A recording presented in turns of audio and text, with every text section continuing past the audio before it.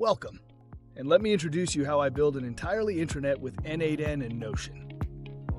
Welcome to this project, a full intranet built in Notion, designed from a real business need.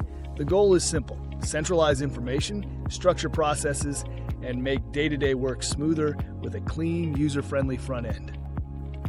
The workspace is organized into clear sections: QMS for priorities and oversight, focus for task coordination, control for equipment follow-ups, purchasing with an internal store and a structured purchase order flow, a library for controlled documentation, and HR for roles and training.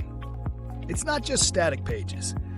With N8N automation and Notion AI, routine actions can be streamlined and information can be retrieved faster when it matters, without adding complexity for users. Over the next videos, practical scenarios will be demonstrated to show how each module is used in real life. For example, requesting items from the internal store, tracking deliveries, finding the right procedure or standard in seconds, and following training progress in a personal workspace. All examples shown are anonymized. If this series is useful, follow along. New episodes are coming soon. Thanks for watching. With Notion and N8N, this project helps structure processes, automate monitoring, and leverage AI to save time on a daily basis.